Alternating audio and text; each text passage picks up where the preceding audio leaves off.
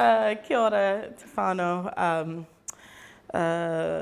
Ko Monongahela, te awa, ko Allegheny, te Maunga, no Oakland, California, aho, ko Daryl, Raua, ko Teri, Toku, Matua, ko Ngāti African Diaspora, Te Iwi,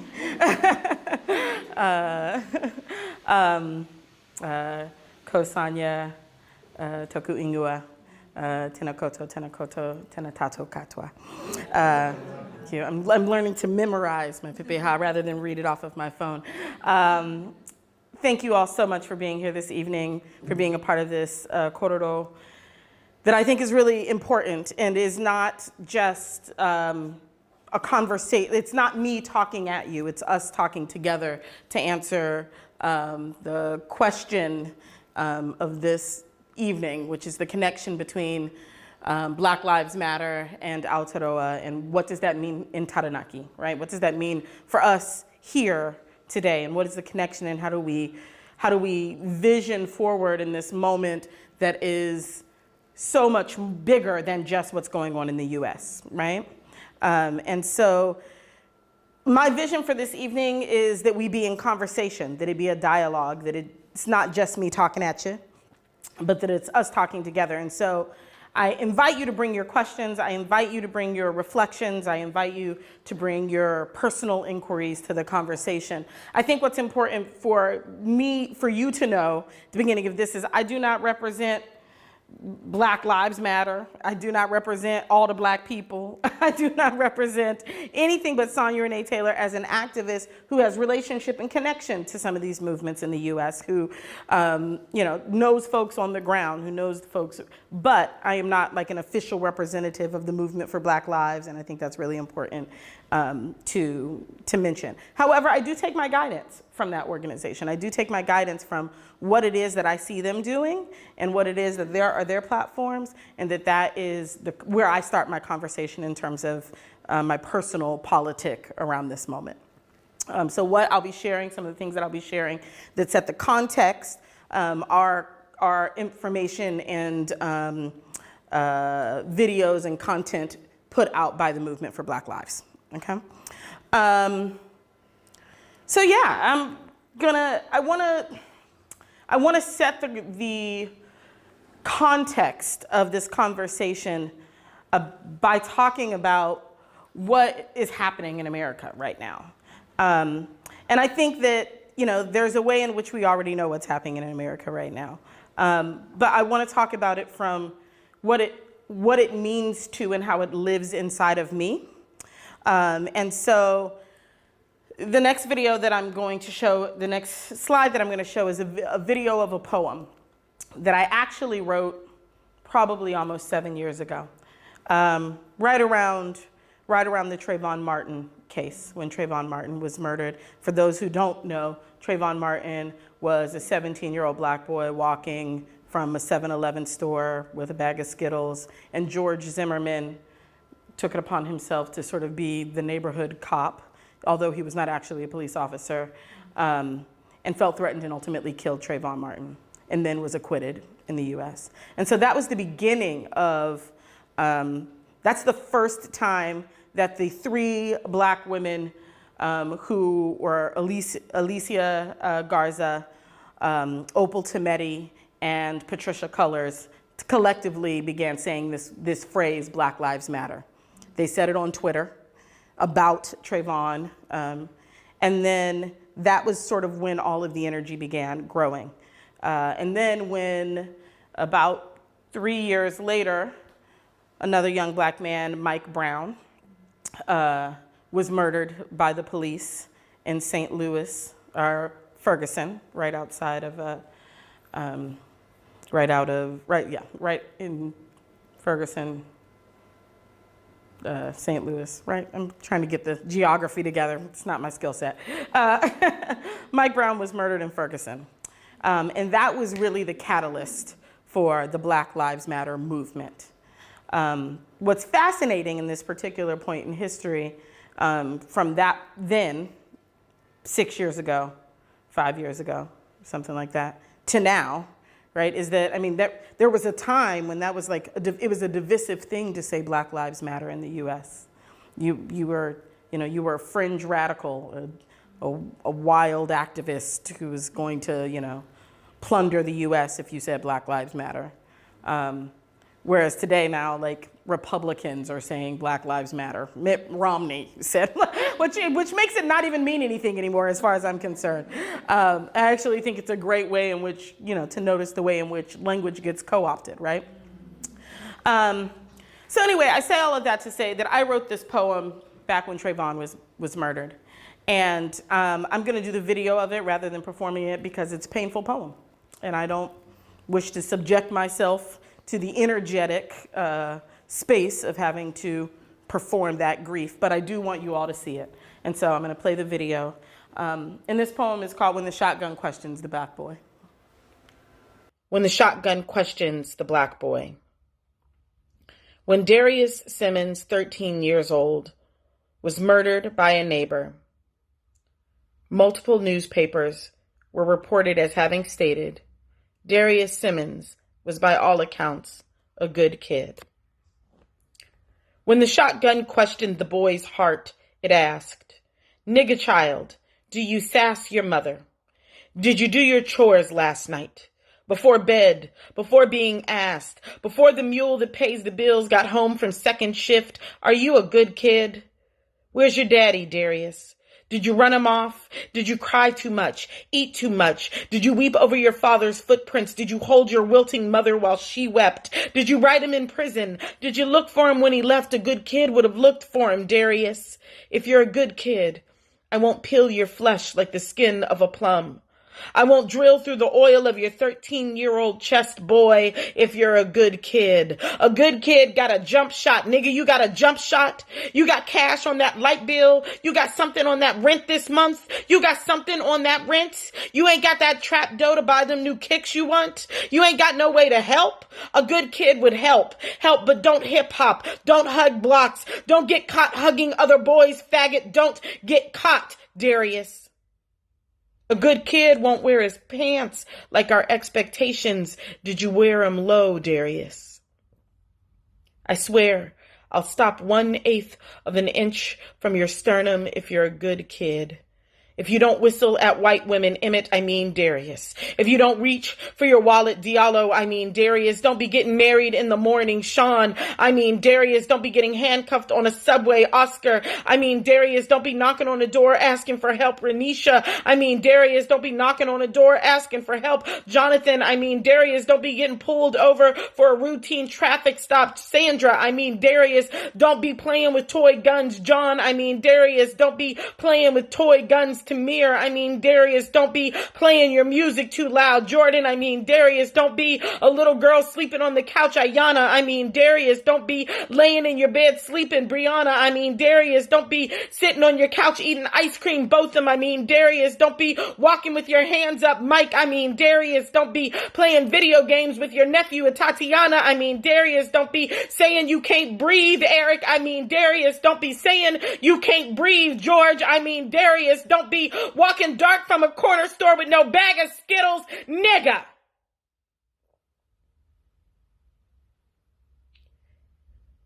If you ain't one of those bad ass niggas, I won't rip through your Sunday service dress shirt, make your mama bury you in it.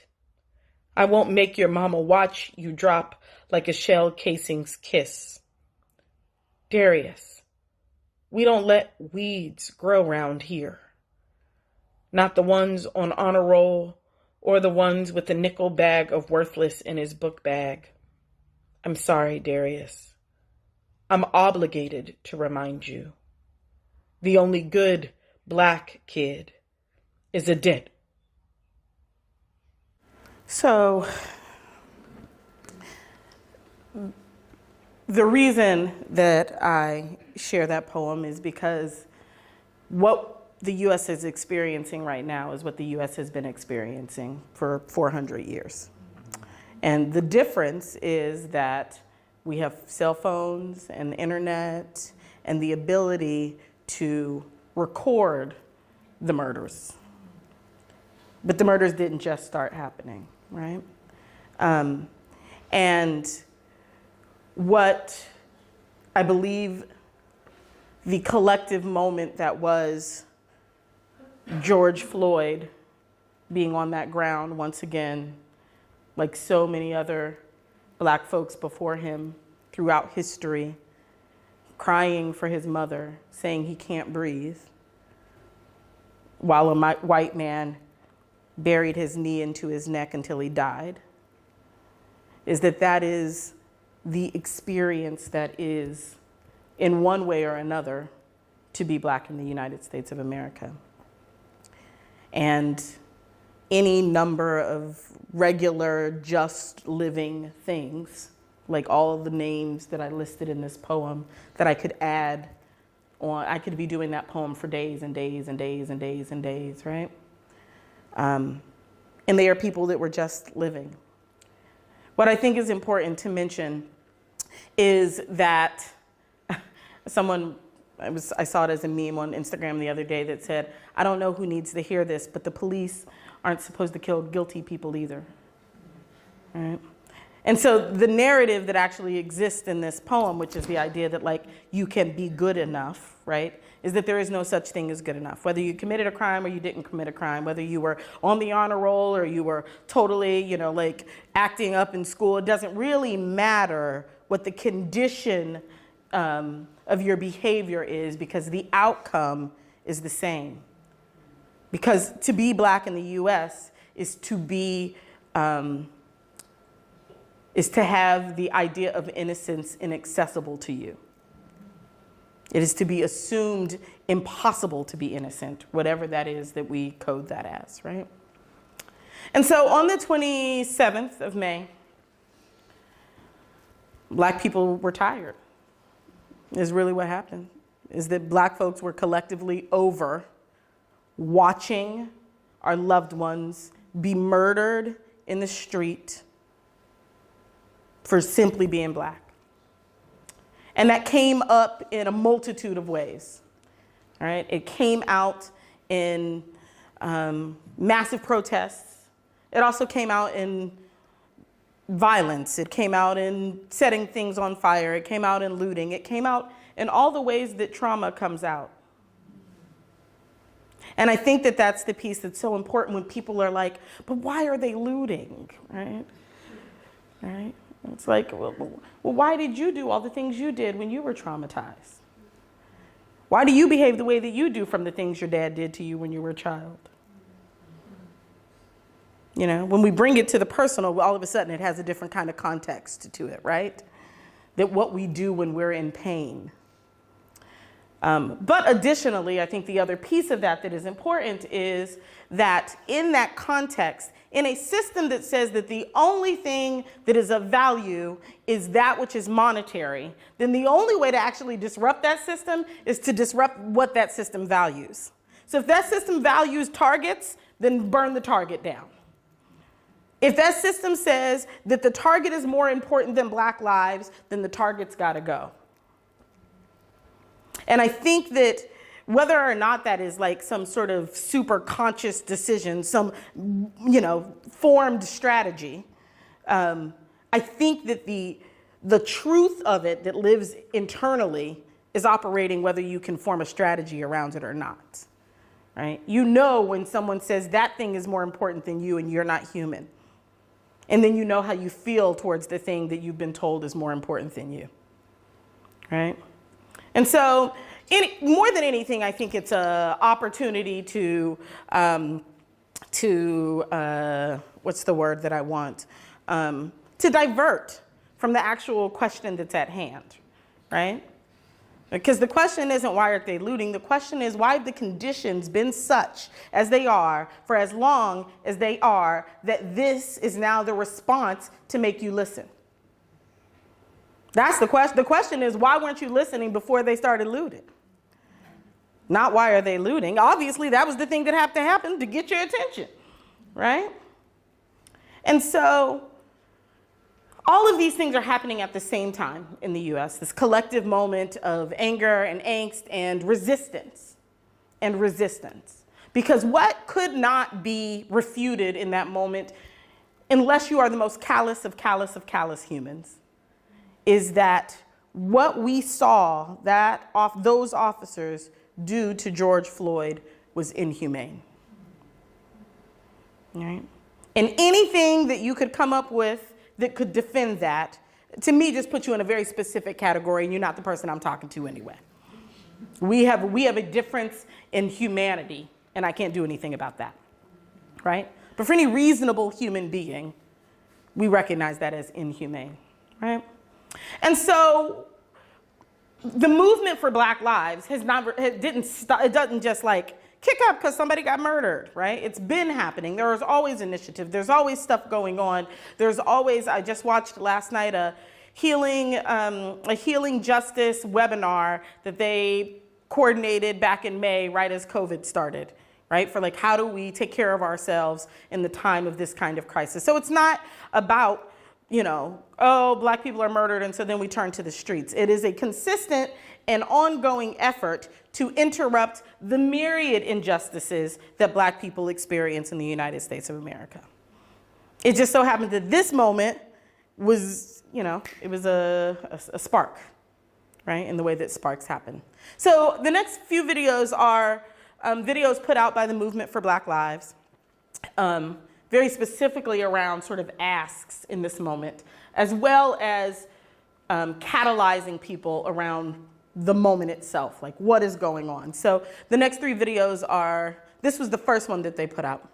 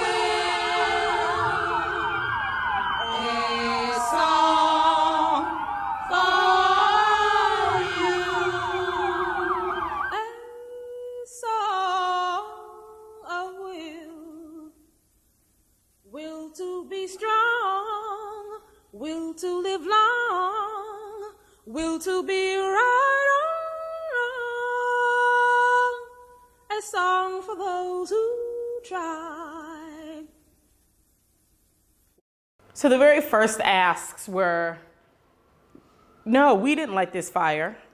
This administration lit this fire, right? And now it's ablaze, and you are responsible for it. You are responsible for it, Trump administration. You are responsible for it, police forces around the country. You all are responsible. And the original ask was Trump must resign, which hasn't left. That's definitely still an ask. But this was the first, 5, 6, 7 days after George Floyd's murder, the country ablaze. And then, which is often what happens, right? It's that reactionary moment where everything is so just visceral and instant that people are just out on the street, right? And then it takes a minute for whatever the coordinated campaign is to come into being, right? Because everybody is also just in response to what is horrific, this horrific thing you just saw that triggers every horrific thing that has happened before that, right? And all the other horrific things. When George Floyd died just weeks earlier, there was Ahmaud Berry, and then there was Breonna Taylor, and then there was, so this is a wave of energy, right? And then the wave catches, and it starts to catch globally. It starts to be seen around the world, this injustice, right? And so this was the video that came out after that on the 12th. Yeah.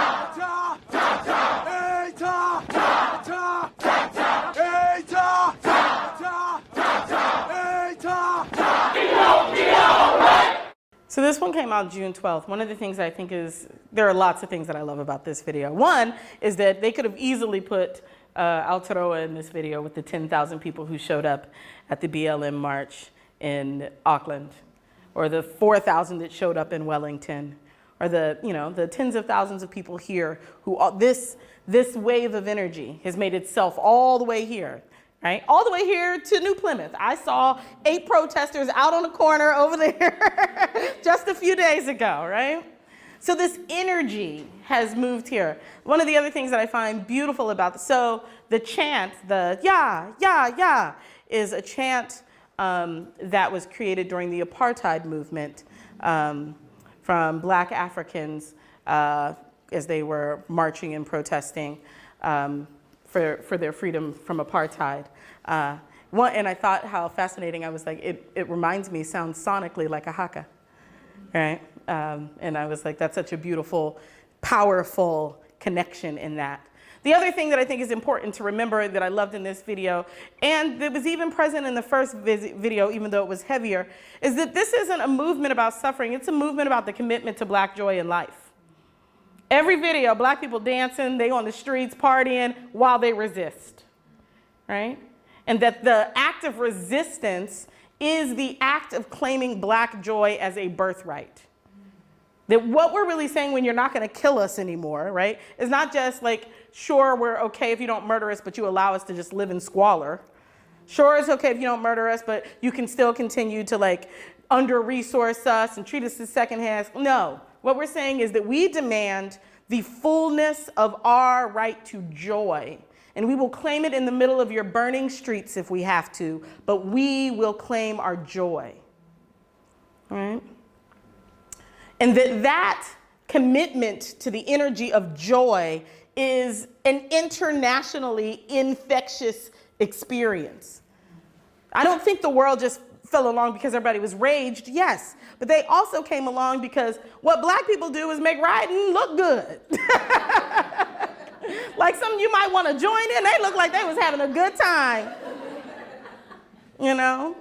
And that the joy that is in our resilience, right, inspires other places to be resilient, to look for their own intersections of where is our resilience, where is our joy, what is it that we can be cultivating in our space, right? Because this can be done, right? That's really what the thing is. It's like, oh, these folks, they have absolutely tried to kill for a very, very, very, very long time, still aren't dead and still have joy.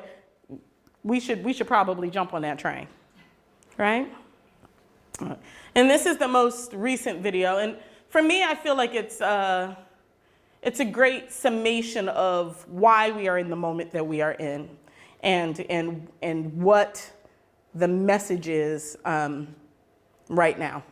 The social contract is broken. You broke the contract when we built our wealth by our bootstraps in Tulsa, and you dropped bombs on us. When we built it in Rosewood, and you came in and you slaughtered us. You broke the contract when you killed us in the streets and didn't give a fuck.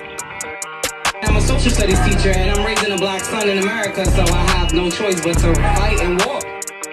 The government gave $1,200 to people to survive on in March. What you thought was going to happen?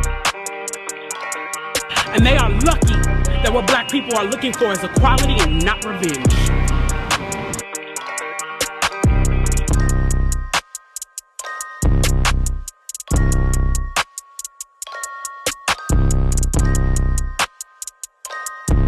They are lucky that what Black people are looking for is equality and not revenge.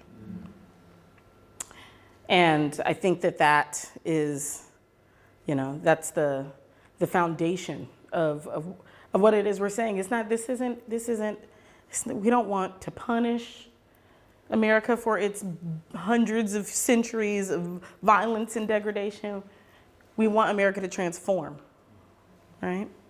And to me, that speaks to the souls of Black folks, as W.E.B. Du Bois would say, right? Is that is actually the spirit through which this resistance is happening. And so that's the moment, that's the present moment that the U.S. is in right now, right? And all of a sudden, things that nobody was ever talking about before now, all of a sudden sound reasonable. Again, like I said, like Black Lives Matter is commonplace. It's a thing that anybody can say. Corporations say it, like all of a sudden Nike says it, and all of these things, right? But other things are interesting as well. And so in this moment, one of the questions is, what are the demands? So, right, we've got the world's attention. What are folks asking for? And I think that I'm going to sort of define this as two, actually, before I go on to that part, any questions? Anything that's present for folks in this particular moment? Yeah. Uh-huh. Kia ora. Kia ora. And stand up. Why not revenge? Why not revenge? Why not? That's a good question. I mean, it just ain't us. That's really that's the long and short of it. If it were us, America would not exist right now. If that were truly just who we were, America would be gone. One of the things, I saw this a long time ago, and it was like, if Black people were who white people imagined us to be, there would cease to be white people. If we were whatever it is that we are in the white imagination, white people would be dead. Long time ago. In the 1800s. Right? But it just isn't. I mean, for me, it's because Black people are loved. That's why. Because Black people are loved. And that's a sort of esoteric way of saying it, but I'm going to say it in a way that feels even more sort of grounded in like real things, right? Is that, so if Black people are love, and love is God, or love is the universe, or love is source, or whatever it is that you call that, right? Then what Black people have had to do to survive this long is to have to be tapped into love. To be tapped into source, to be tapped into God, to be tapped into something beyond the material world that would allow them to survive the material world for this amount of time under this level of duress for this, for these eons, right?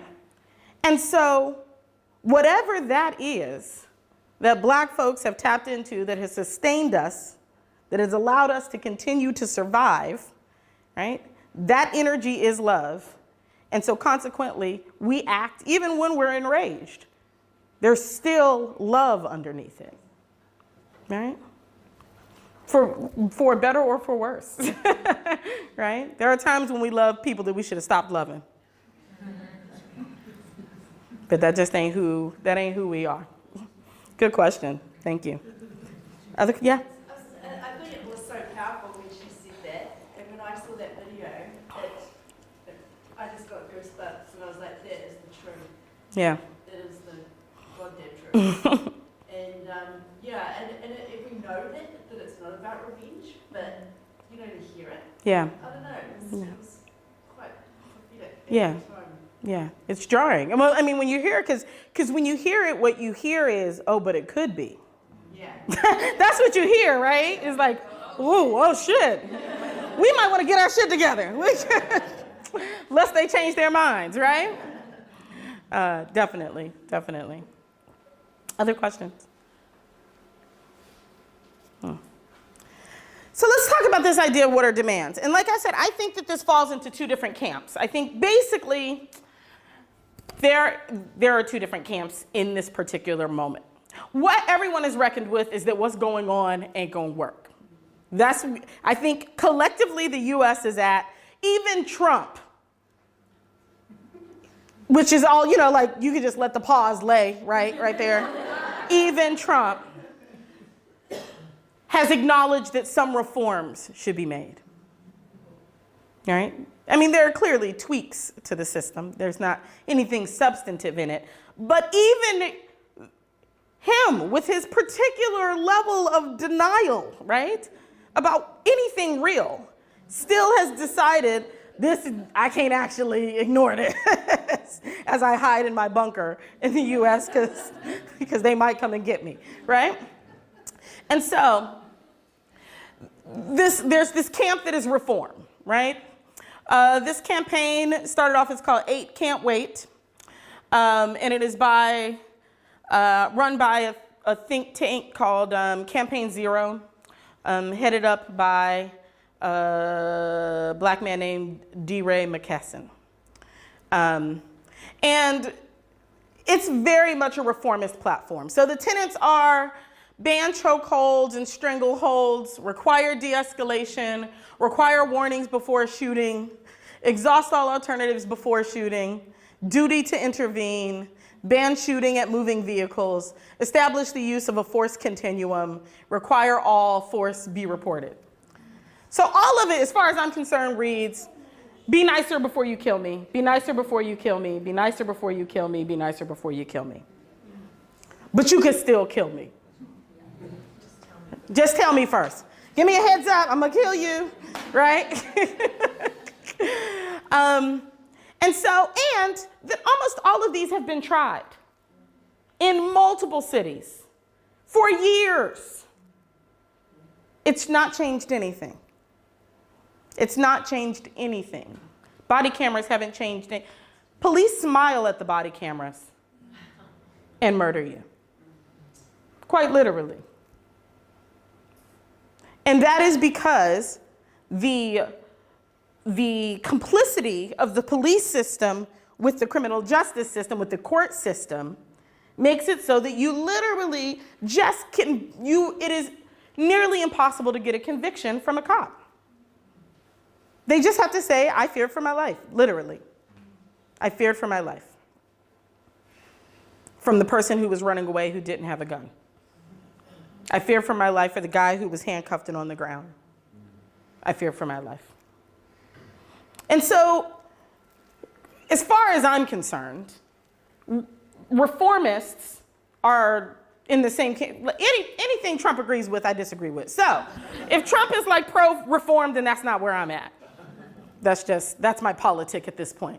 So these are the folks who are interested in reform, and lots of establishments, police unions, things like that are all about 8 Can't Wait. Totally willing to adopt that, right? Because it's non-disruptive. And then there's the other side. There's the abolition. And abolition is a big, scary word. What will we do without police? What will we do without police? It's the biggest question people ask all the time. What about the murderers? I was like, you mean the police? Right? So, but what is interesting is that in this particular moment in history, all of a sudden something that nobody ever thought was possible is possible, and people are actually saying, defund the police. Mainstream entities are saying, defund the police. And I think that that is incredibly powerful. I think that that means something on a global stage. It means something for collectively people not to hear defund the police as some radical leftist, gobbledygook, but to actually hear it like, oh, maybe we do give them too much money, right? And so for me, and defund the police means to take the money that you give the police and put them into community resources and systems that meet the needs of Black people, people of color, and indigenous folks. That if we actually did that, then the need for police would decrease anyway. Because that's what happens. That the people who disproportionately commit crime are people who are disproportionately disenfranchised. If you stop disenfranchising people, then those people don't have the same needs as it is around engaging in behaviors that are considered criminal. It's really not magic. It's like, it's really not magic, but we treat it like it is, right? And so in this moment of what I like to call a giant transformational portal, all of a sudden the whole world hears differently. Because this isn't new. Nobody said something new. This has been the same things people have been saying for the last 25, 30 years. Our hearing is different. Our collective global hearing is different. And so in this moment, what we have is the opportunity to be imaginative about what the future could look like, to actually be in a powerful collective imagination about the world we would like to see versus the one we think we were obligated to. And that is where I see the connection between what is happening in the United States and what is possible right here in Taranaki. Right? That in Taranaki, we have the opportunity in this moment to take this opening and step into our own liberatory vision about what we would like to see our community look like. And right now I'm saying our because I live here too, right? And so I want to talk a little bit about what some of this vision does look like, what some people are thinking into in this moment, right? But before that, I want to talk about policing in Aotearoa. Because what we like to think is that everything I just said is in the US. That all that I just said is just this horrible thing in the US. And what I'm offering you is that it is here in this country, right? That the same destructive forces that created the police force in the United States, what you should first know is that the first police force came out of the United States. And it came out of the United States. It didn't start as police. They started as slave patrol.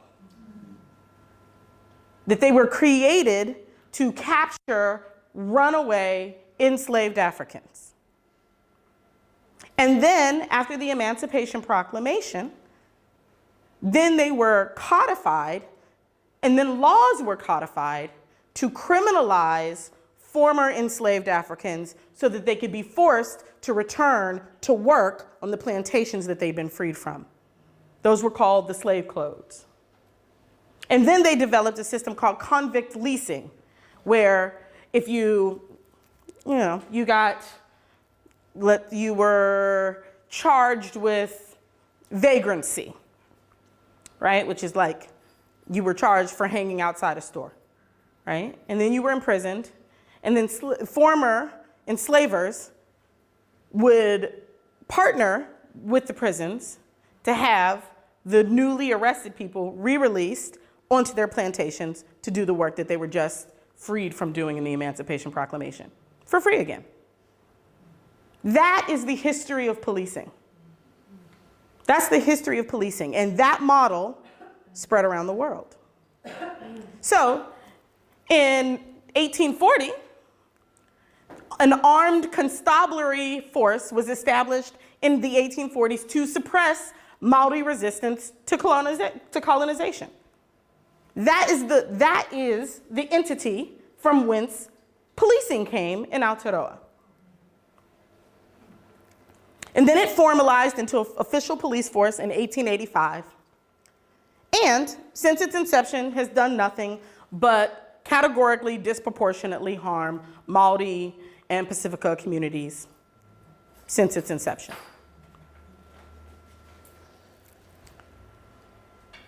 Maori are almost 8 times more likely than Pakeha to be victims of police violence. In a country that doesn't actually have even that much of a high rate of police violence, they still find a way to mostly kill Maori folks. It's like we don't even kill a lot of people, but when we do, all right? Maori and Pacifica people make up 2/3 of those shot and killed by police. Again, in a nation that is supposedly against that level of deadly force, still when it happens to indigenous folks and Pacifica folks here. And so what I think is important for us to remember is that it's not like, New Zealand has nice police. New Zealand has nicer police compared to the United States, but look what we just compared it to. Go back and revisit those videos. That can't be the bar. America cannot be the bar for whether or not you're doing okay as a nation. Right? And so, here's my question.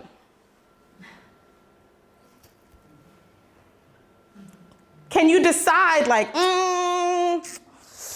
I was supposed to be a pinch of salt and I put it in a cup? Dag, I'm gonna take that cup out after I take it out the oven. The policing institution is baked. Probably literally and figuratively. In all the ways you can mean that. Baked.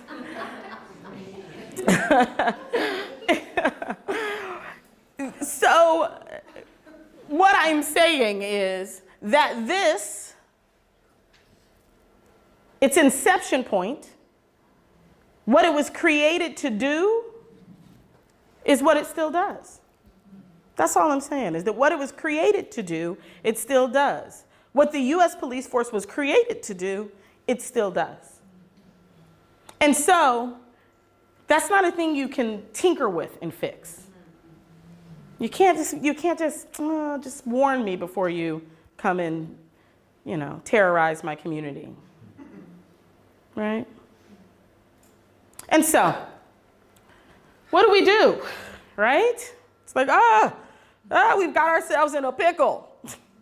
Right? We've signed up for this horrific thing that some of us find helpful. And I think that's the thing that's important to remember, is that for some people, the police are a lovely force.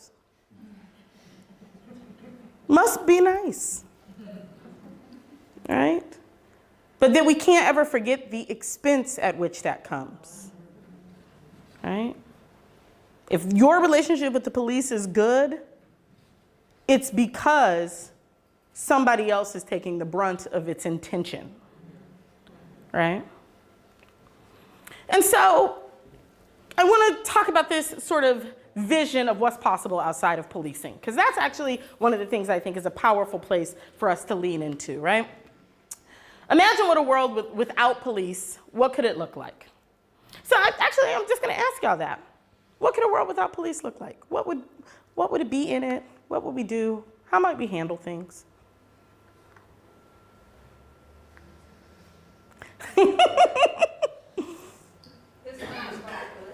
I'm sorry, say again? Personal responsibility. Okay, personal responsibility. Tell me more about that. Say more about that. Being accountable for our own acts and perhaps investing more in each other further than that, I'm afraid. Okay, but I hear that. Personal responsibility, accountability. Okay. It would be a mental health system that actually supports us. A mental health system that actually supports folks. I hear that. Awesome. What else? I think from an Indigenous point of view, we already had our own systems in place, so we would be using those. Yeah. Our own systems to maintain, for lack of a better term, law and order, but tikanga. Yeah. Strong neighbourhoods where people look out for each other and actually support each other and share resources. Right. Sharing resources, looking out for each other, yes. Non-messed up prison statistics? Non-messed up prison statistics. Yeah. Or maybe no prisons at all. Right? But that means the community would have to get together more to solve their own individual. The community problems would be solved more by the community. Look at that. It means the community would have to get together. What a novel idea. The community would have to get together to solve together. Yep. An emphasis on restorative justice. An emphasis on restorative justice. We wouldn't have poverty. Wouldn't have poverty. Right. Do we have to wait for poverty to leave to get rid of police? No, but Yeah. But in a nice world, right. Yeah, absolutely. Yeah, totally. Dealing with the causes. Looking at why things are going wrong. Yeah, dealing with the root causes. Absolutely. like removal of fear. Removal of fear.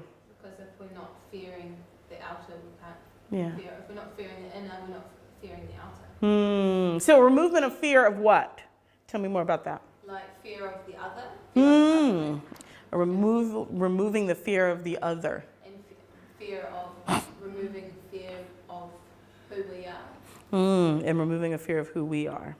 That feels so tied to this, right? Like that if I don't fear the other, then it's actually not difficult to be in community. And if it's not difficult to be in community, then collectively we have the ability to be accountable and responsible for one another, right? And there would be stronger foundations underneath that community that's not, so if the ripples do occur, it's not a huge thing. Right. It's not the individual responsibility to create those foundations. It is what you're supposed to do and Yeah. what everybody does. Yeah, what everybody does. I love that. Hand and then hand. Yeah. I'm going to go back. I feel like everyone in the group would be speaking Te Reo Māori. And I also feel like there would be a treaty that we honoured, or we would not have a treaty. Yeah. Just those little things. Yes. Yes. I'm thinking about our economic system as well. And actually, if we want a just society, we actually have to have an economic system that isn't based on perpetual growth and greed and delusion, and that actually also that is destroying our environment at the same time. Yeah. So I'm kind of seeing the whole picture. Absolutely. It's like, Absolutely. whoa, we actually have to change. Climate change is such a big thing in my world, but a just transition is a big thing as well. And this is all just kind of pieces of this. It's all the same. jigsaw, isn't it? It's all the same puzzle. It's all the same puzzle. Yeah. Anything else? Yeah. I feel like white people would still be scared of people of colour, Mm. without the police. I mean, settlers managed to come from Britain and take control over Māori in New Zealand without even being police. Yeah. So right, because there weren't initially police here, right? And still, the police came to control the desire to take the land, right? That was the inception of the police here. Yeah, hand and then hand. I think thinking about it, it's enforcement is the word. So it's going from that to empowerment. Yeah, enforcement's an ugly thing, but empowerment's a beautiful thing. So moving from enforcement to empowerment. Yeah. Yeah, mine is similar. I'm just wondering what our laws would look like. So we get to enforce the law. Yeah. Enforce the law. Laws exist or Yeah, exactly. Yeah. One of the things that I think is so fascinating about people's commitment to policing, right, is that they're, is that police don't prevent crime. Just be with it for a second. Police don't stop crimes. You call them after the crime happens, which means that what you're calling them for is not to solve anything, but to punish the person that did it. There are some facets of the local police that do work in prevention, so I work in sexual violence prevention. Okay. And that. Well, certainly they work, I'm not saying there are not departments that are tasked with that, but I don't know if one single cop has interrupted a rape. That's what I'm saying, right? Is that what is interesting, is that policing unto itself is an ambulance at the bottom of the hill, right?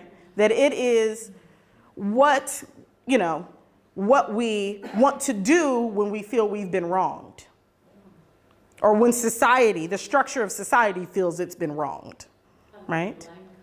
It's like, oh, well, you did something and so you must be punished, right? Or we'll stop you and then we'll punish you, right? Because it's not even just stop. Because if it was just stop, we would just stop them, right? But the point isn't to necessarily just stop it, it's to stop and then punish, right? And so in a world that I would want to live in, we create the circumstance collectively where the need for police is less and less and less and less and less. So the vision of abolitionists is not, tomorrow we wake up and there's no more police. Right? Everybody's TV's gone, just out here robbing houses, right? It is not that, but it is that the energy, effort, resource, and creative power is no longer directed towards that thing that in order for it to sustain itself must continue to have the other thing. Police are invested in crime. They would cease to exist if there were none. It is as an institution invested in creating the thing that it needs to solve. And it creates the thing on the bodies of the people that it is always created to to harm, to control, to manage, right? So that is throughout history. So the idea of imagining a world without police is imagining a world where we have taken care of ourselves in such a way that we collectively have the answers to the things that it is that we currently give to police, right? So here are a couple of slides that I think are interesting. Someone is talking to themselves on the bus. Imagine they ride to the bus without being bothered. An hour later, they're at their destination and go on with their day. Isn't that public safety? Because right now, that's the thing that, certainly in the US, they call police. Somebody's talking to themselves on the bus, right?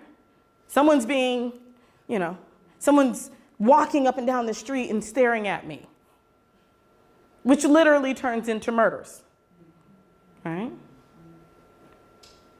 So there's more than this that's just about the police. This is also about the ways in which this also leads me to destigmatizing mental health, right? Which is an us assignment. The police can't do that for you anyway, right? Only you can do that for yourself. Destigmatize in yourself the experience of people with neurodiversity and mental health issues, right? You're experiencing intimate partner violence. Imagine texting a number and a trauma-informed crisis intervention specialist meets you in a safe place. An hour later, you're working together to make a plan that will keep you safe long term. I like that plan much better than I call the police and then we all get gunned down. All right?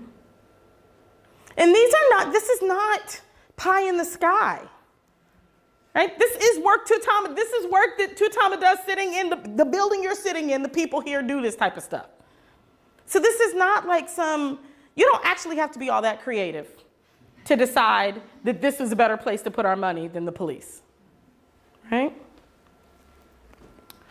Someone is behaving erratically and in harm's way. Imagine texting a number and an unarmed urgent responder trained in behavioral and mental health issues comes within 5 minutes, and an hour later that person is safe and getting the support they need.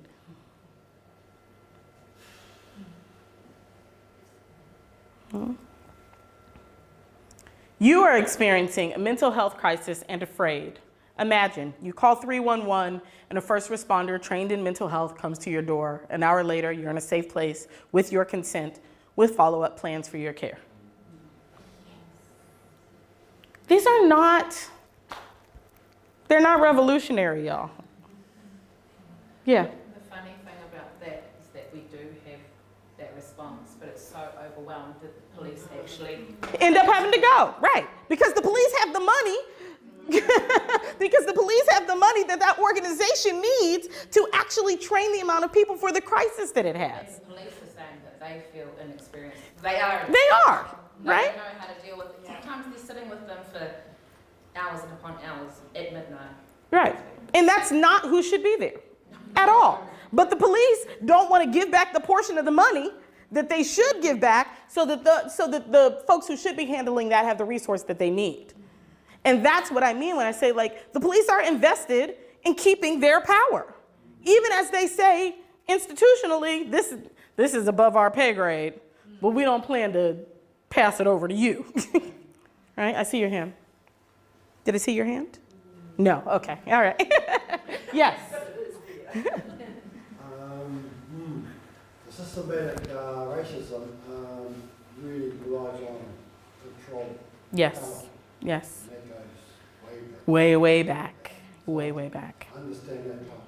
With the police system, from my own point of view, it started with the Corbett Appeal in London. So the idea of that was really because a lot of people were moving from the rural areas into the cities during the Industrial Revolution. So really, the police system was there as a protection system for the rich. So I think really you have to look at two areas in other words, the government, because the police are only a system, institution. An institution. But you are correct. So my question is, sorry, I need to ask the question with Africa, the spirit of peace, is it also ancient there? Ask the question one more time. Although I'm going into another. It's all good. It's all good. The ancient spirit of Africa, is it to do with peace? I mean, I feel unqualified to answer that question. As an African American who hasn't spent much time at all in Africa. And so yeah, I feel unqualified to answer that question. My instinct is yeah, but I don't know for sure, you know? And here's the deal. And what I want to touch on that you said that I think is so important, right? Is that the police are an institution in a much larger system, right? And so the system will find other ways to do what it wants to do. Be clear, right? And so this is not just, ultimately what we must be talking about is long-term systemic change. But systemic change has to start with little pieces that we can bite off, right? Unless you want, you know, to just overthrow the whole thing, which I'm not opposed to. But other people, you know, feel a little more reticent about such things. And so what I think this moment is offering for us is, here's a place we could start, right? There is absolutely the entire capitalist structure is useless for most human beings. You know, it's great for a few. Some people doing great under it. It's about 8 of them. Right? And the rest of folks are struggling under that system. Right? And all of these things, the merger of what I call white supremacist delusion and capitalism, right? Those two things together have made the turducken of a hot mess that we are in today. That's a turkey, a duck, and a chicken. It's a turkey, a duck, and a chicken all stuffed inside each other. That's a turducken. I saw y'all sitting with it. I was like, I'm gonna have to clear that up for them. And so what I say is that yes, there is a larger system. And in the work that I do, I realize I didn't give any context for who I am or what I do or why I'm talking to y'all. I'll do it at the end. But the work that I do is about helping us begin to identify and understand ourselves in the context of these larger systems so that the systems are not imaginary energy that just controls the world. It's the system, right? The system is humans. Humans who either engage in uplifting the status quo or dismantling the status quo. And your passive inaction is uplifting the status quo. You know, you could not do anything and you're totes helping the system, right? Yes. So it kind of comes back to, I'm thinking, you know, like when you were asking about what we can do, it comes back to the language we use as individuals, within our families, within our communities, because we have the ability to socially construct, without words, Absolutely. a way of thinking, like you're a male, you're a female, you know. Right. We weren't born knowing that. Mm-hmm. That was through language we've developed that, those eyes that see that. So we need to take it right back to basics. Absolutely. Absolutely. That premise that you're talking about, that framework that you're talking about, I call radical self-love. And it is how we undo the internalized language of this system, and then how we stop communicating that internalized language in our families, in our communities, in our jobs, and to the concentric circle that ultimately becomes the systems that we operate and live in, right? And that there will be people who are deeply committed to that system. Be clear. There are people who know it's the system and they are like, and I'm committed to keeping it. And then there are those of us who operate within the system because it's convenient, because it's easier to let it be than it is to disrupt it, because we have our own doubts and insecurities and fears, because to really dig underneath it means to uncover some stuff about ourselves that doesn't feel good, right? But all of that might as well be the person who's totally down to keep it in place. I don't feel any personally different between the person who won't move it because it's uncomfortable for them than the person who's 100% committed in keeping it in place and exploiting me because of it. Because the outcome is all the same, right? I see you.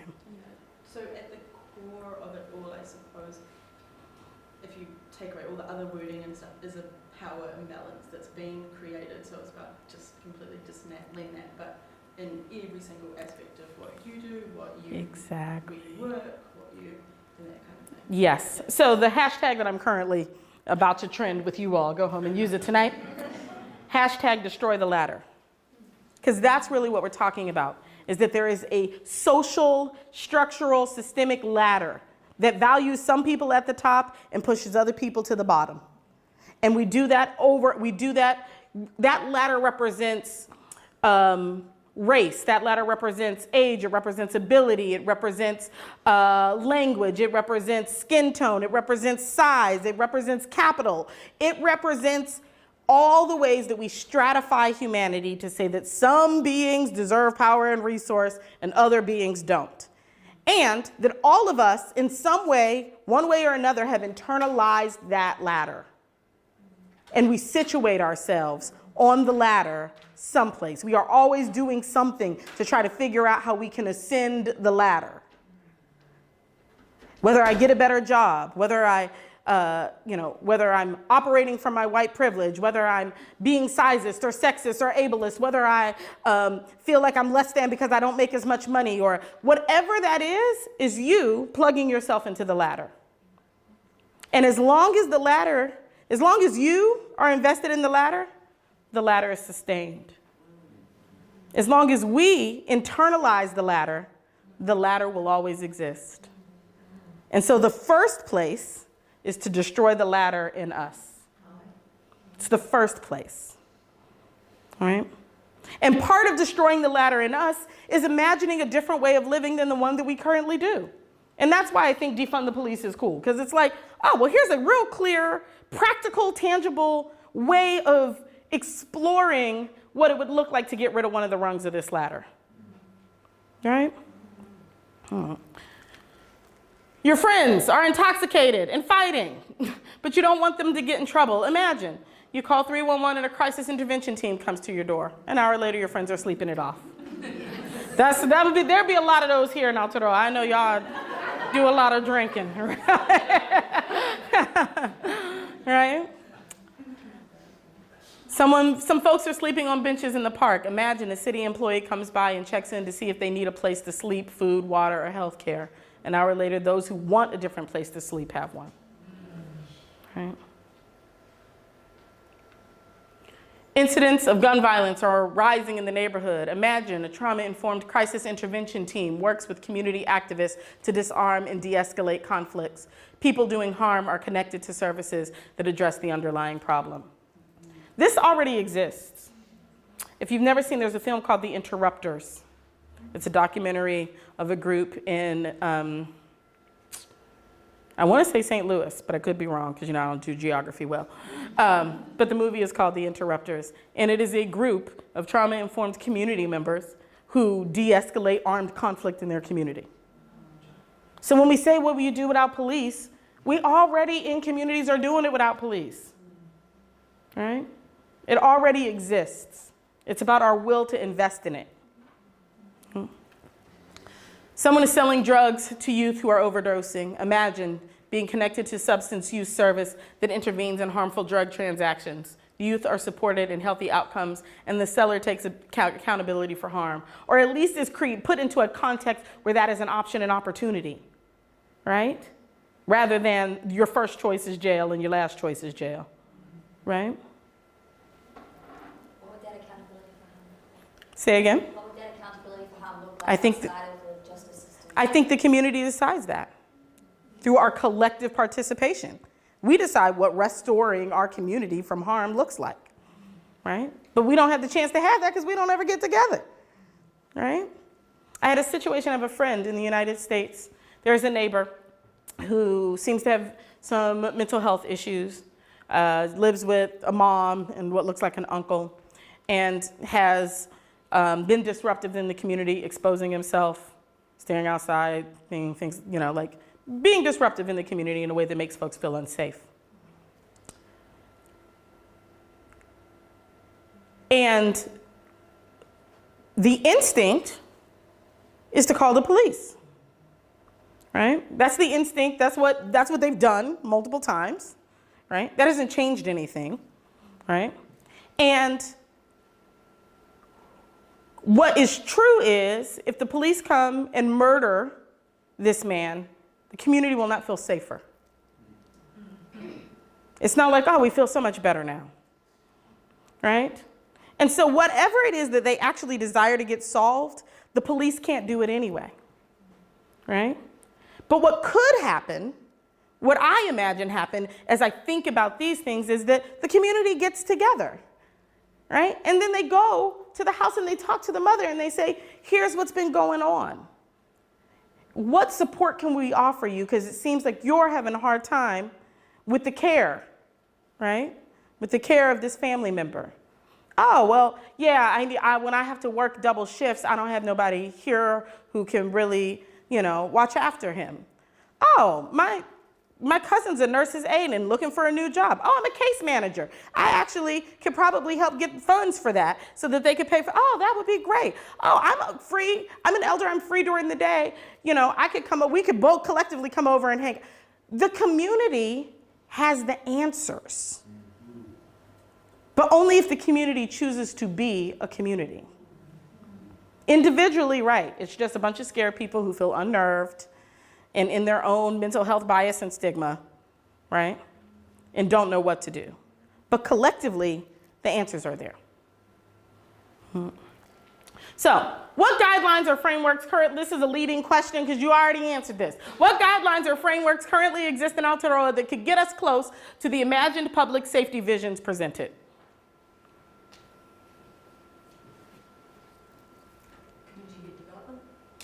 Okay.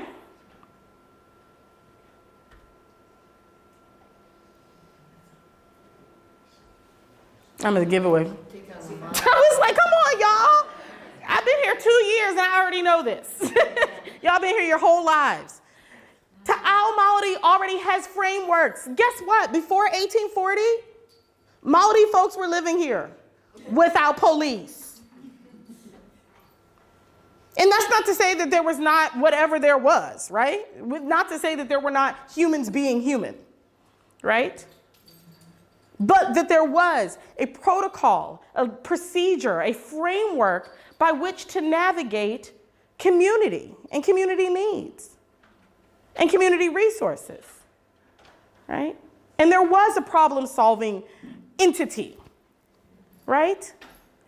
And so I find it fascinating that in a nation where the indigenous people already have answers, y'all looking every place else. Oh, is it under here? I can't. Oh, is it? Oh, great. No answer there. Right?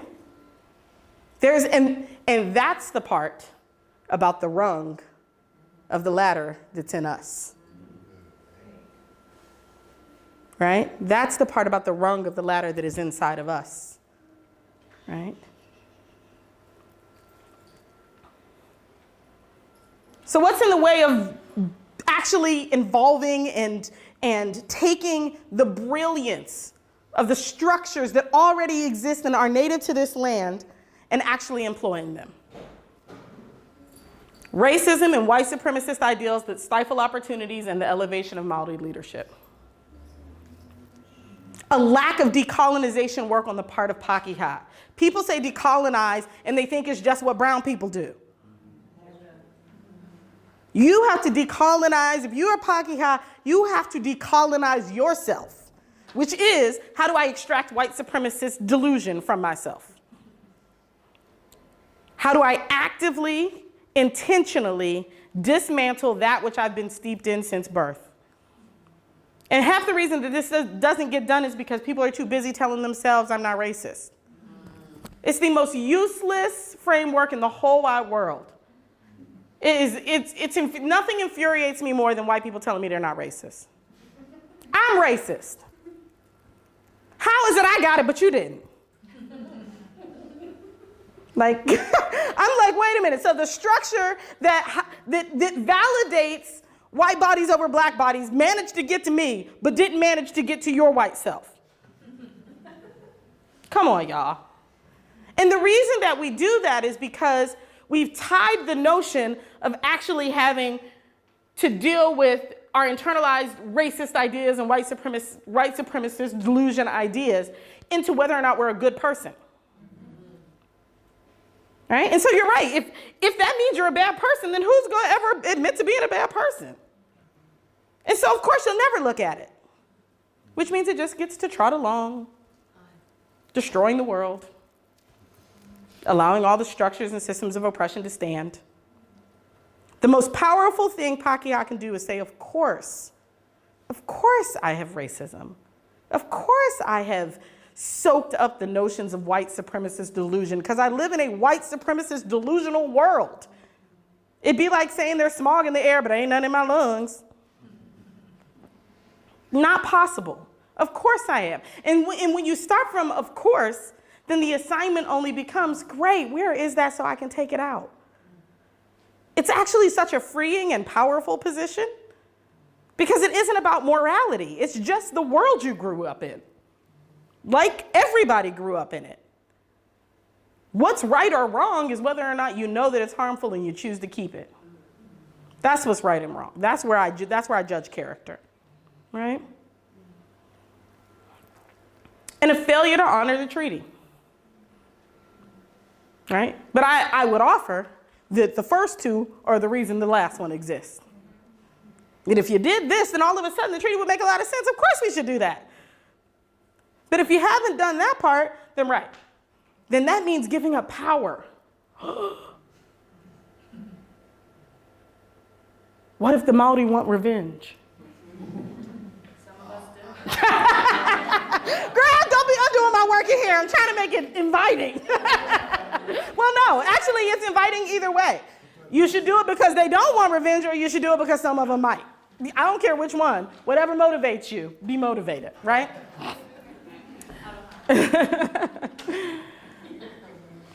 Renee, Yeah. can I just speak, because like we're swimming in a sea of stupid. And you know, right now in this country, all this talks about, oh, these people went from one place to another place with the illness. And we had checkpoints. We had a system in no time flat through Ngā Iwi. You know, they were keeping the people safe. And the National Bank, oh, I think it might be bad. And all of that, but there's not enough will in the media, or, you know, that joining of the dots. There was a beautiful system working to keep the people safe. And now, like with chicken with their head cut off, all this like, the people went in the car from one place to another place, spreading the illness. And then, you know, look who was already keeping everyone safe. So that's not necessarily fitting in with the thing, but it's just I had to just speak about that. Yeah, no, totally. And it does fit in with the thing, right? Because underneath that is, who do we allow what allowances and who do we not? Could two Maori men have been given a pass to drive across the country? Yeah, look, come on, nah. We know the answer to that question, right? And so it does relate, right? Because again, it's about our internalized ladder, where we position ourselves and where we position other people's bodies. Who's valuable and who's not valuable? Who's acceptable to add an allowance to and who's not? Those are the ways in which we operate inside of that system. And it shows up in these, what we think are small ways that are potentially endangering the whole damn country. That's a tiny way, it's what we call a microaggression. We let a white person do it, but we wouldn't let somebody else. We call that a microaggression until it puts an entire nation back on lockdown. And then it is white supremacy as an economic destruction of an entire nation. That is what's on the line, particularly in this current moment where the stakes are way higher, it seems, because that's what the universe decided. The stakes are higher these days than they used to be, because we really want y'all to wake up. That's really what they're like. All right, we're going to have to hit them with a pandemic, then we're going to have to set some countries on fire because obviously they're not getting it, right? So these things that we think of as little are not little. They are massive. And right now we can see through the veil to see the actual size of them, the potential impact of all of these things that we thought were not a big deal throughout history, right? So, really quickly, what can you do? Start here. Just start with an action. Tu Tama created this beautiful 10 DIY ways to honor the treaty in Aotearoa. They have copies of this for sale. Am I correct? Okay, so if you don't have one, you can, the first simple act, it's real simple. It's such an easy, low-level action, is to get a copy and put it in your house, right? And I'm going to make you uncomfortable in a minute, because I'm going to say if you don't, ask yourself why.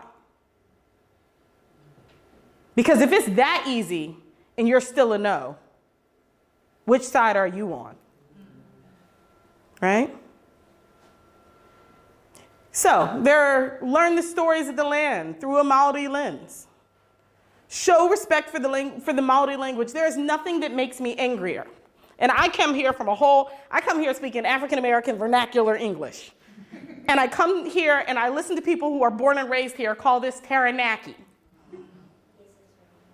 And I'm like, that's not even a sound in the Maori alphabet. Aki is not a word. And so it's one of those small, decisive ways to erode someone's dignity.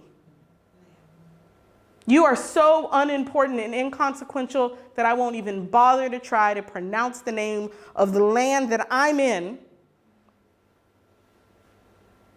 correctly. Right? It's one of these things that seems so small. You're making a big deal out of nothing. That has a cumulative, violent effect. If that same person would be so upset if you consistently... When people do that, I just call them Bob. I don't care what your name is anymore, right? Because you don't care about names, so Bob. All right? It's why there's a whole campaign to stop calling white women Karen. Like they started a whole campaign because they're so angry about being called Karen. Hi, Karen. Hi, Karen.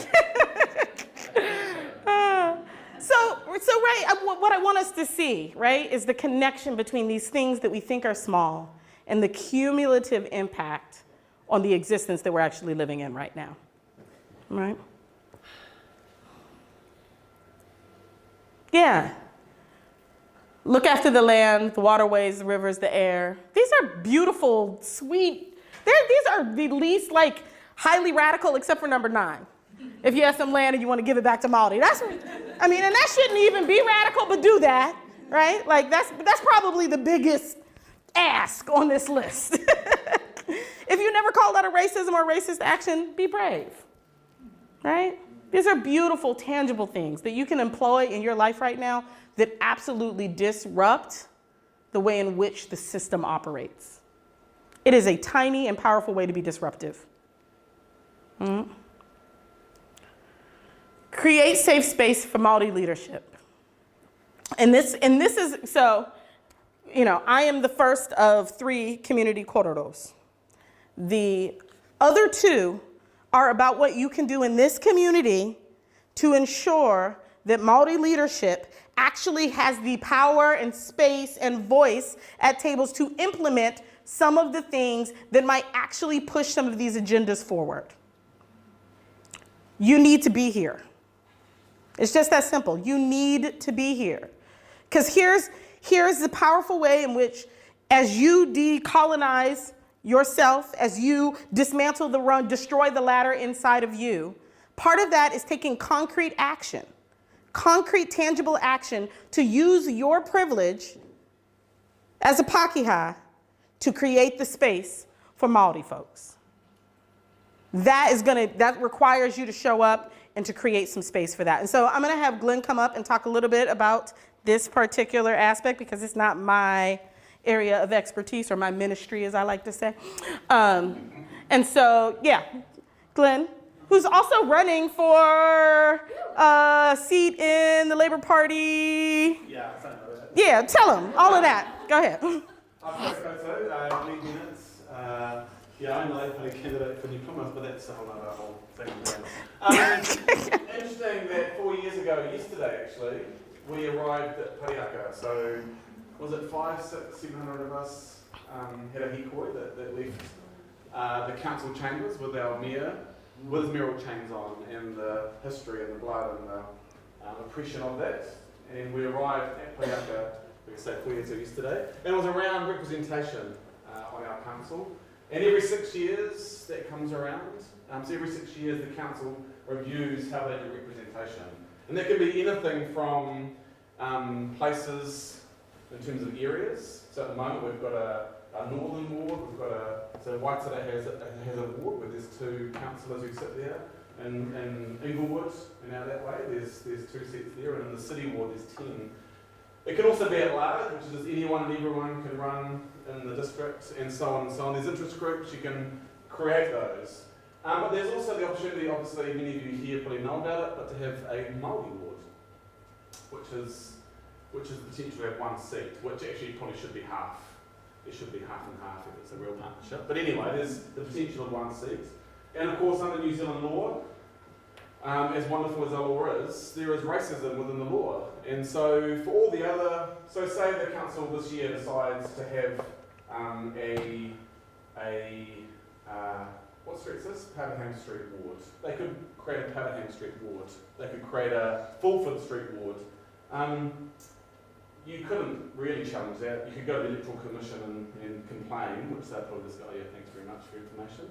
But of course, if you propose a Māori ward to put it through, that is where you actually are then allowed to have if 5% of the voting constituency of the district sign a petition, and then it goes obviously to a referendum, and then the whole community votes to either continue with it or disestablish that ward.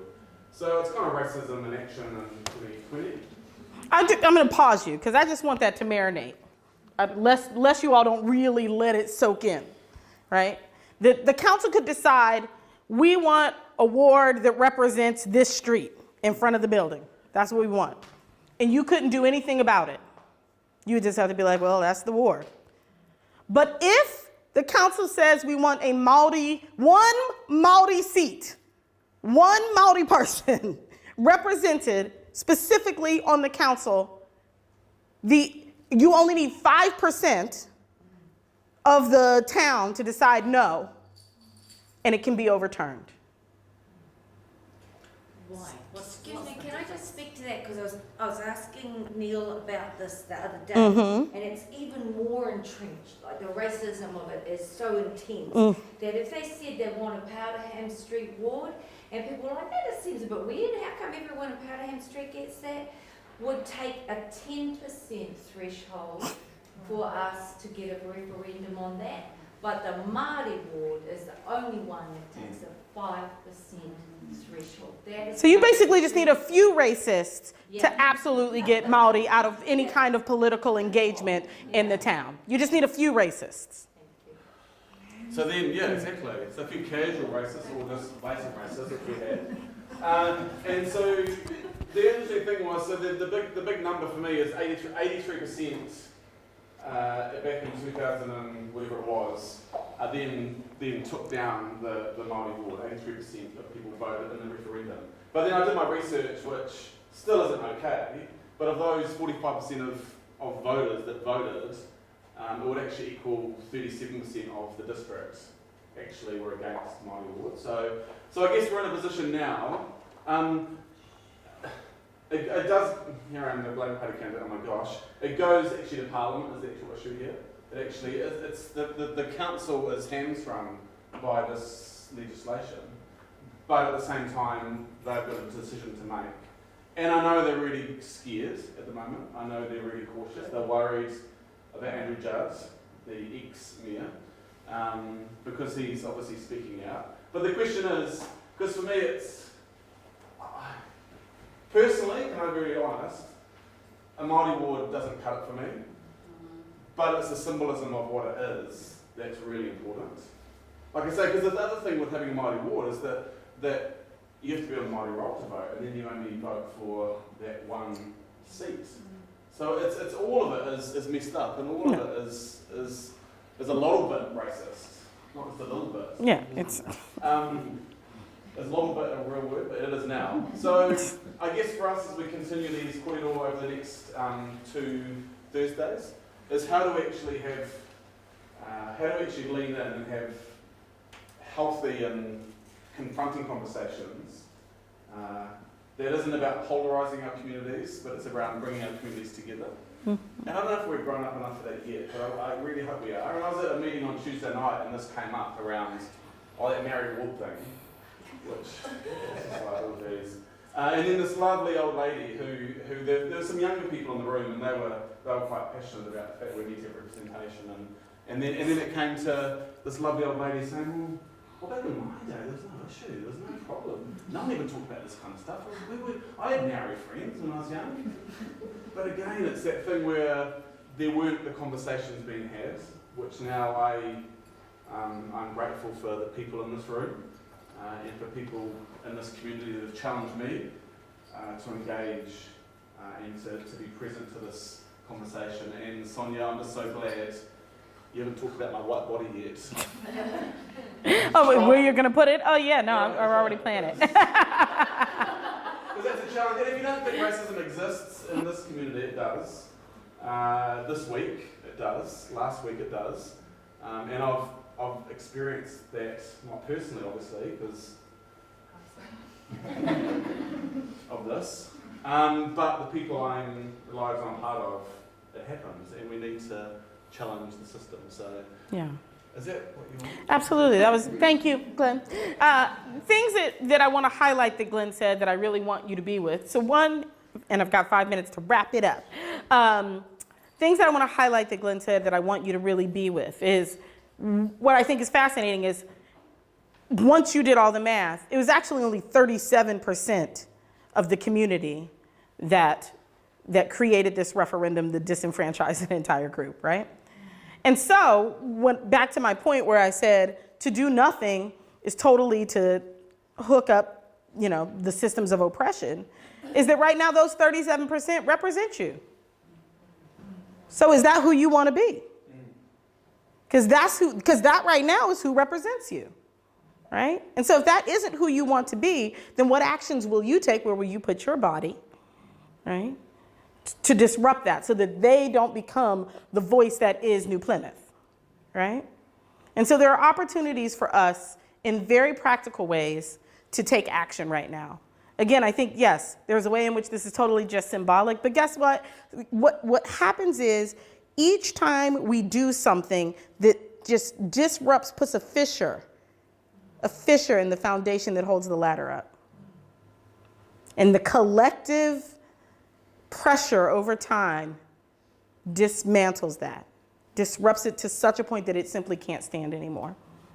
And so you get to take an individual action externally and individual actions on a daily basis internally to disrupt the foundation of that ladder. And so I really hope that you will step into that. 2 practical ways. Come to these next kōreros and listen to what it is that they are going to collectively ask us to do. The answers are in this room, in community. They are already here. We just have to get together and surface them. What actions are you willing to take today to make a just and equitable Aotearoa? As they chant in the streets in BLM, which side are you on, friends? Which side are you on? Which side are you on, friends? Which side are you on? The response is, I'm on the freedom side. Thank you all. Appreciate you.